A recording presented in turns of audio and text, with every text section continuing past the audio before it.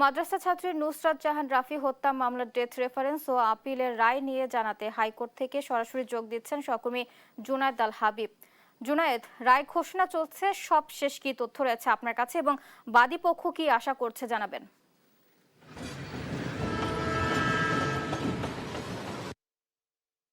মূলত সকাল 10:30টার দিকে রায় পড়া শুরু হয়েছে, কিন্তু প্রায় 1.5 ঘন্টা অতিবাহিত হয়েছে, এখনো কিন্তু রায় পড়া চলছে। অর্থাৎ আমরা কিছুক্ষণ আগে আদালত কক্ষের ভিতরে ছিলাম এবং সেখানে বিচারপতিরা যে রায় পড়ছেন সেটি শুনছিলাম। তো আসলে মূলত নিম্ন আদালতে যেই রায় দেওয়া হয়েছিল, 16 জন আসামির মৃত্যুদণ্ড দেওয়া হয়েছিল এই নুসরাত জাহান রাফি হত্যাকাণ্ডের ঘটনায়, সেই ঘটনার প্রেক্ষাপট গুলো তুলে ধরছেন বিচারপতিরা। একই সঙ্গে যে সাক্ষী দিয়েছেন, বিশেষ করে আসামিদের 16 জন আসামি কিন্তু এই মামলায় তারা 164 যেটাকে বলা আইনের ভাষায়, অর্থাৎ স্বীকারোক্তিমূলক জবানবন্দি, তারা কিন্তু এই মামলায় স্বীকারোক্তিমূলক জবানবন্দি দিয়েছেন এবং সে বিষয়গুলো আদালত আইনজীবীদের সামনে, অর্থাৎ রায় যে তারা লিখেছেন সেখানে কিন্তু তারা তুলে ধরেছেন এবং সেটি আসলে পড়া হচ্ছে এবং যার কারণে সময় লাগছে এবং ধারণা করা হচ্ছে হয়তো আরো বেশ কিছুক্ষণ সময় লাগতে পারে। এছাড়া আপনি যেটি জানতে চেয়েছেন যে বাদী পক্ষ আসলে কি প্রত্যাশা করছে, এটা বরাবরই আসলে বাদী পক্ষ চান যারা এই ঘটনার সাথে জড়িত তারা যেন সর্বোচ্চ সাজা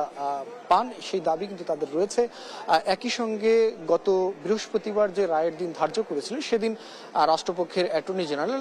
তিনি সাংবাদিকদের সঙ্গে কথা বলেছিলেন এবং তিনি যেমনটা জানিয়েছেন যে এই মামলায় অনেকটা মিডিয়া ট্রায়ালের শিকার অনেকে হয়েছেন, এমনটা কিন্তু রাষ্ট্রপক্ষ দাবি করেছে এবং সেই সঙ্গে তারা আদালতে একটি সাবমিশন দিয়েছেন যাতে কোনো নিরপরাধ ব্যক্তি এই মামলায় ভুক্তভোগী না হন, অর্থাৎ দণ্ডিত না হন, সেই সাবমিশন এবং সেই প্রার্থনাও কিন্তু তারা আদালতের কাছে জানিয়েছেন এবং প্রকৃত যারা অপরাধী এই নুসরাত জাহান রাফিকে হত্যার সঙ্গে প্রকৃতভাবেই যারা জড়িত ছিলেন তাদের সর্বোচ্চ শাস্তি তারা দাবি করেছেন। তো আপনাকে বলে রাখি, এই মামলার অন্যতম একটি সাক্ষ্য হিসেবে আদালতে উপস্থাপন করা হয়েছে, যেটিকে আদালতের ভাষায় বলা হয় ডাইং ডিক্লারেশন, অর্থাৎ মৃত্যুর আগে দেয়া একটি জবানবন্দি। অর্থাৎ নুসরাত জাহান রাফি যখন চিকিৎসাধীন ছিলেন ঢাকা মেডিকেল কলেজের বার্ন ইউনিটে, তখন তিনি কিন্তু একটি জবানবন্দি দিয়ে গেছেন এবং সেখানে তাকে হত্যার সাথে কারা কারা জড়িত ছিলেন প্রত্যক্ষভাবে, কারা তাকে ছাদে নিয়ে গিয়েছিলেন ডেকে এবং তার হাত পা বেঁধে, কে আসলে তার গায়ে কেরোসিন ঢেলেছেন এবং কে আগুন ধরিয়ে দিয়েছেন, এই বিষয়গুলো তিনি পুঙ্খানুপুঙ্খভাবে কিন্তু বলে গিয়েছেন এবং সেটি মূলত রাষ্ট্রপক্ষ এবং বাদী পক্ষের যারা তদন্ত সংস্থার দায়িত্বরত ছিলেন তারা কিন্তু সেটি প্রমাণ করতে সক্ষম হয়েছে নিম্ন আদালতে, যার কারণে এই মামলায় অভিযুক্ত 16 জন আসামি সবাইকেই কিন্তু মৃত্যুদণ্ড দেওয়া হয়েছে। তো আসলে এখন আমরা অপেক্ষা করছি এই দণ্ডপ্রাপ্ত 16 জন আসামির মধ্যে আসলে কতজনের মৃত্যুদণ্ড বহাল রাখেন উচ্চ আদালত,